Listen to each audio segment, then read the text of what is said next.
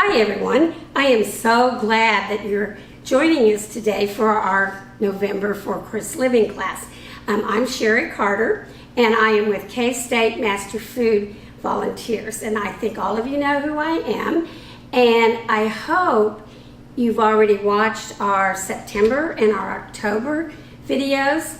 They're already up online, and at the end of our class today they will put a link so that you can go to the other ones to make sure that you've seen them. Today we're doing our kind of like holiday demonstrations, and as far as nutrition, there's not a lot of nutrition in these, but they're things that you make for snacking at holidays, and they're things that you can make in the microwave and then you can freeze them. So when it comes to the holidays, you can make it ahead of time so that when you maybe are having a little small gathering at your house, you can pull them out and you can have them for everyone to try. Just remember, there's a lot of sugar, so you need to eat sparingly. We're going to be making Rice Krispie Treats, Chex Mix, and Haystacks. And like I said before, they're all going to be made in the microwave, and you can make them in advance and freeze them. So that's a good thing. Okay, I am going to turn this over to Jean Porter, because she is going to wash her hands. All right, I wish I had all of you out here to tell me what to do. First thing that you always tell me is to turn on the water. And I want to make it a little warm. And I wet my hands. I get 1 pump is enough. And then I am going to go in my fingers, my wrists, and how long do I do it? Count to 20, happy birthday, ABCs, so I'm gonna do that, and you do it all in your head, not out loud, so.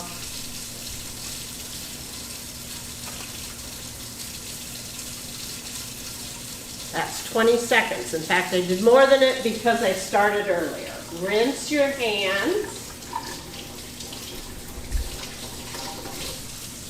Then I always shake them off a little bit. And then use paper towel. And don't be afraid to use enough, because the soap loosens the germs. And when you're using your paper towel, you wipe the germs off. So you've got to get them very dry, or you're still going to have germs on, and the thing that they like best is warm, moist areas. Okay, I think we are ready to cook. I'm going to be making haystacks, and it's kind of a funny cookie candy recipe. It's made with chips, chocolate, butterscotch, or peanut butter, or you can mix them all together, which is what we're going to do. But you could make just plain butterscotch ones, plain chocolate chip ones, plain peanut butter ones. But I think we're going to mix butterscotch and chocolate, so you can make a decision of what you want to do. And then you're going to put into it chow mein noodles, which is kind of strange, but you'll have that salty, kind of crispy texture with the sweet chips that you're going to put the chow mein noodles into. So it's kind of an interesting cookie. So the first thing I'm going to do is I'm going to dump my whole bag of chocolate chips and my whole bag of butterscotch chips together. Kind of stir them together. And I'm going to come over here to the microwave to melt them. Okay, now I'm going to go ahead and put the bowl of the chips in the microwave. Now my microwave has a quick minute. So whenever you are melting something in the microwave, you should at least do it for a minute for most things. Then take it out, stir it, put it back in, and do it in 30-second increments. And every time you need to stir it. And the reason is chocolate chips or butterscotch chips will look like they haven't melted. They don't lose their form. So it makes people think, oh, they're not done. So they put them in longer. and they keep putting them back. Whereas if they would have stirred it, they would have known that they were already melted. So just be a little bit careful with that. So I'm going to go ahead and put it on the quick minute. And we'll let it go. Okay, so I'm going to take these out, close this, and I'm going to stir them. And they're starting to melt, but they haven't melted all the way. But I'm going to give it a really good stir because sometimes the chips have a little bit of heat in them, and by stirring them, you redistribute that heat and get them melted. Okay, so here's what they look like right now. They look like that. So you can see they're not melted. So I'm going to go ahead and I'm going to put it back in, and I'm going to do the 30 seconds. So I'm going to put 3-0 and then start it. And then this will get it. I have a feeling we might have to do this twice. But you just have, everybody's microwave is different. You never know for sure. If it's an older model, it may not have as high a power. If it's a new one, it may have really high power. So you kind of have to experiment with your microwave. Okay, that was our last time, and it's nice and smooth. I see no chips in there, and I don't see any butterscotch either. Now the next thing I'm going to do is I'm going to take these chow mein noodles and I'm going to measure out 4 cups. And you know what? I'm going to just do it over this because if you get a little bit extra, it doesn't really hurt. Okay, so 1. And you can find these chow mein noodles in the Asian or Chinese aisle of your grocery store. 2.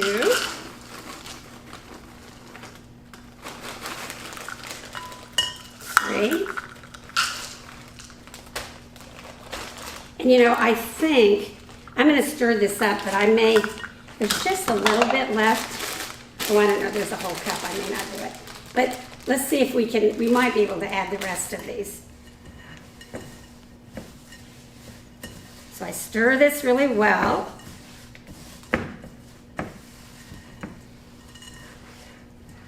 It takes a lot of muscle to get, because you have to get all of the chow mein noodles covered with the chocolate.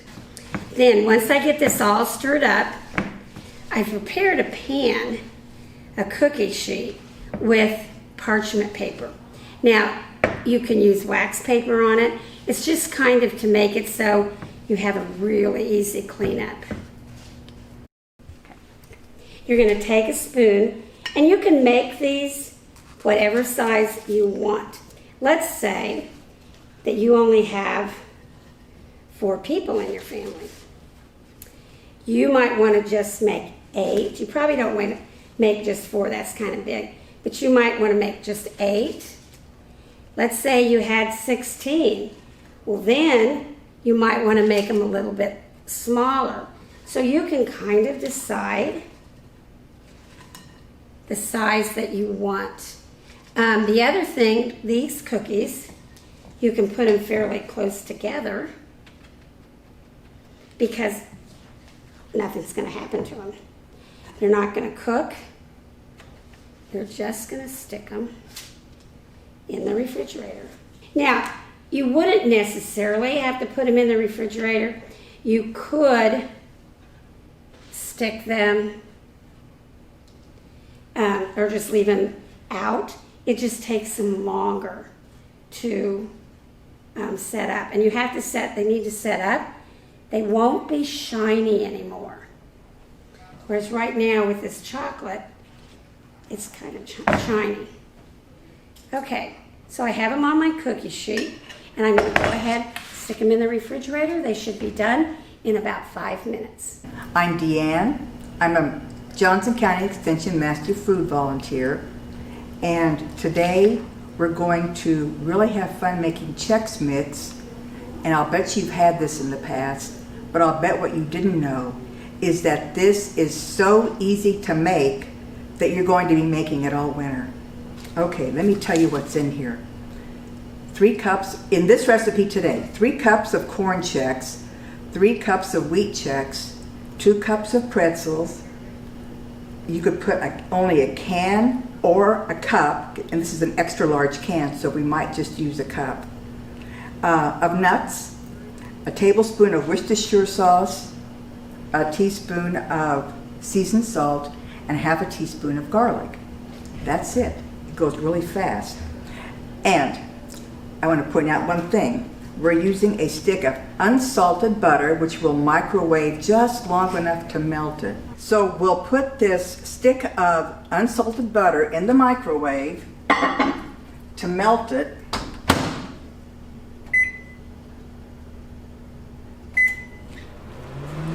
The reason we're melting it is we'll be able to add the seasonings and the Worcestershire to make it all kind of meld together into almost like a sauce. And then we'll start adding our dry ingredients and gently toss them around the way you would toss around a salad. Well, we still have another 35 seconds to go. It is starting to melt, and I'm keeping an eye on it because I don't want to make the butter bubble. I just want it to melt. It's almost done. I am going to stop it. It didn't quite go for a minute. That is fine. So the butter is mostly melted, but it's sitting here in a warm bowl, so it will finish melting. Now we'll go ahead and add the other seasonings, which is going to be a tablespoon of Worcestershire sauce. We're using low salt Worcestershire, a tablespoon. There's a reason for that. I'm going to be careful here to try to measure this reasonably correctly. Okay, the cereal has salt in it. Of course, the pretzels have salt. The nuts certainly have salt. And the seasoned salt is salt, so we don't need to have all kinds of additional salt. And that's why we used the unsalted butter, so that what we put into it will get the seasonings that we want. Now, I'm going to measure 2 half teaspoons of seasoned salt, which is a teaspoon of seasoned salt, and then a half teaspoon. So just measuring the things out. I'm going to just mix them around a little bit, because what we want to do is now start adding the dry ingredients. Once we get them in there, then I will be gently tossing them around, so that we hope to have all of these dry ingredients with some of this buttery seasoned flavoring on it. Some kind person went ahead and mixed up the 3 cups of wheat checks and the 3 cups of rice checks for me. So I'm going to put them into the bowl at the same time, and I'm actually going to mix them around because those 2 ingredients might be the hardest to get coated. The nuts really don't need all that much coating. We're not worried about them. So I'm just going to dump. It's nice to have friends who measure things out for you. Now I'm going to go ahead and stir this a little bit so they'll start getting coated with this mixture.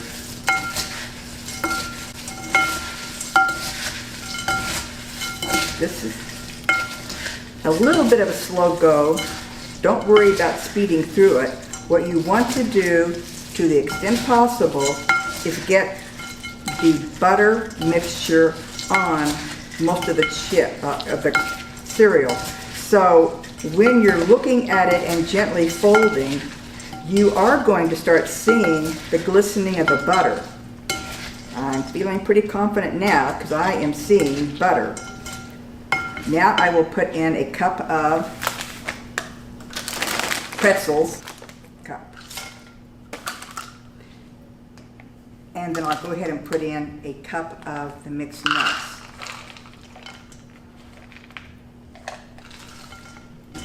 It's kind of nice to be able to look at something like this and decide for yourselves. You know, it's nice to have a cereal. This isn't sweet, so you're not worried about the sugar. But Chex Mix traditionally, and this has been around for years, somewhat different recipes, but it's Chex Mix. And once you start eating it, you can't really stop. So you kind of want to have some things that you really enjoy. Let me put this now into the microwave a minute at a time, and we'll be, after every minute, we'll stop and stir it around. Right now, the Chex Mix might taste a little bit soft because of the butter, and we want them to crisp up a little bit. So we'll put this bowl into the microwave and let it go for a minute. After a minute, I'm going to pull it back out, and I'm just going to gently stir it around, and I'll put it in for another minute. I'm pretty sure, the recipe does call for 4 or 5 minutes. I'm pretty sure that we're going to end up doing at least 3, but after 3 minutes, then, and you've stirred it, you might put one out on a paper towel and feel it to see if it has a little bit of a firmness to it. You don't want it soggy. You want it to be a little bit crunchy, as if you're still having the Chex Mix like regular cereal. I'm just going to stir it just a little bit. Good news, it's making kind of like chunky noises, so it's not real soggy. In for another minute.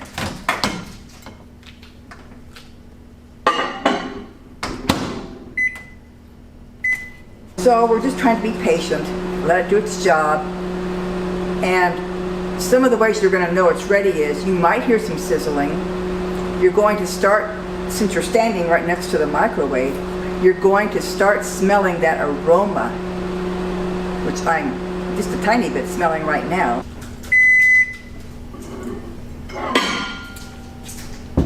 At some point, of course, the bowl is going to start getting warm. Okay, let's do 1 more minute. And then we'll put one out and test it. Ooh, it even smells nice. Of course, when you're doing this in a glass bowl, it will start getting hot. So far, I have not burnt my fingers. Good news.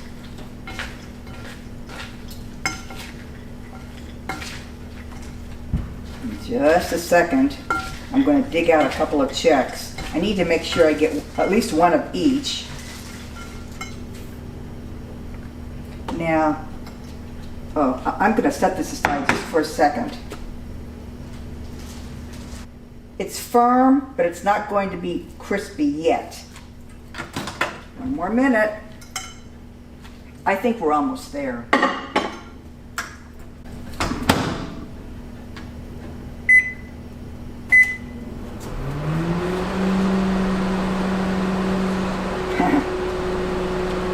Here comes the taste test. Oh! They are definitely getting crispy. Oh boy, I can really smell this. That was 4 minutes. Minute by minute, being patient, trying to stir it around, because we don't, we stir it around because we don't want burnt spots.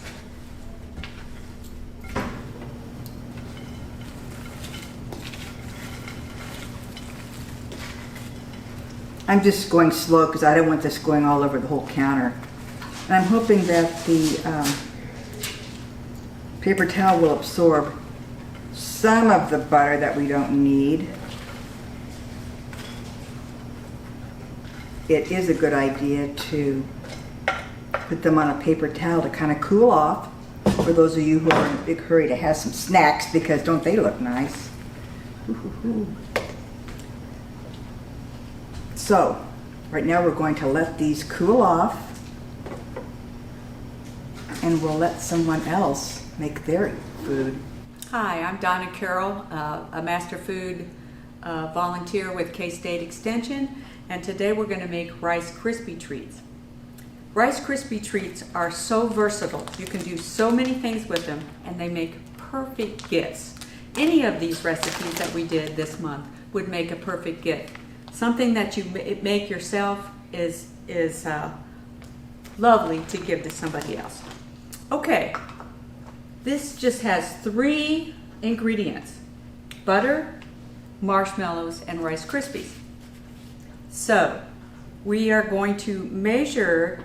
First we're going to prepare our pan. Let's squirt it with some spray, or you can butter it, but the spray is easier. Now let's measure the cereal, and I have a piece of wax paper because when I tried to measure it at home, I had a box, and it is really hard to pour it in the cup without spilling it. I think the sack may be easier.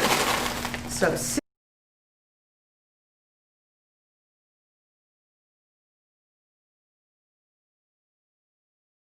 marshmallows and the butter, you're going to melt those in the microwave, so you need a separate bowl for those. And remember, the marshmallows will grow a little bit, but not a whole lot. So you can take your 3 tablespoons of butter and put it in there. And here's another thing. You can, if you add enough Rice Krispies, you can use the whole bag, and they'll just be thicker, which never hurts. But we're just going to use the 4 cups, and that's 1. See, again, I'm going to spill them. Whoops.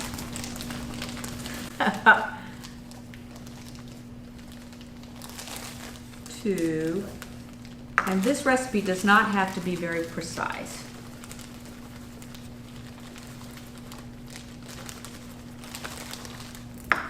3.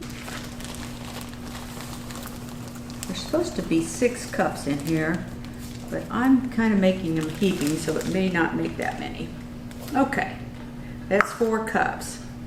Now, the thing about the Rice Krispie treats, I'm making them plain, but you could add, you could do Reese's Pieces and throw it in with the cereal.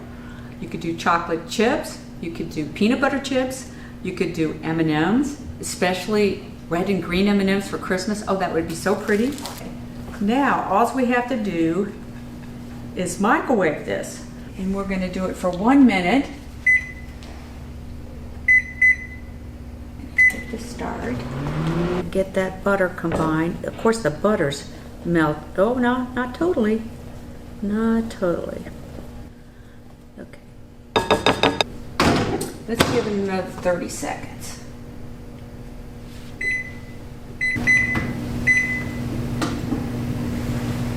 Ooh. Bubbly, bubbly. Try not to lick your spoon. Not a good idea when you're making it for somebody else. Even your own family, not a good idea to lick the spoon. But it's tempting. Okay, this is almost done. I think another 30 seconds is going to do the trick.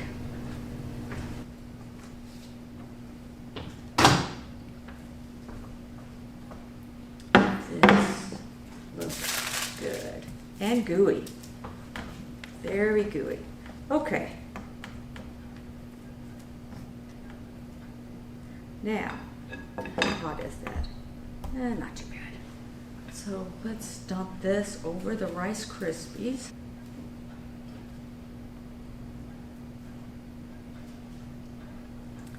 Now, I think if I would have sprayed my spatula, it might have been better. But let's just go ahead and do it, because I think it's going to stick. You want to make sure it's all coated, so don't rush it or they won't get evenly coated. It takes a lot of stirring to make sure goo gets evenly distributed over all of that cereal.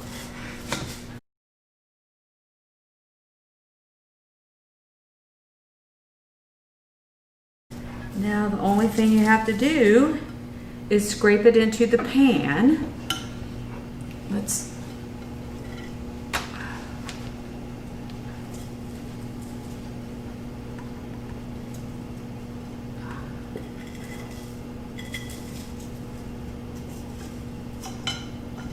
Okay. Now, I've washed my hands before I started, but in order to spread this out, it's best just to press with your fingers, and you want to make sure your hands are clean. The recipe says that it's best if your hands are a little damp with cold water. So I'm not going to dry them, I'm just going to put some cold water on them so that it doesn't stick to my hands when I press it into the pan. It's still going to stick a little bit. Press it down.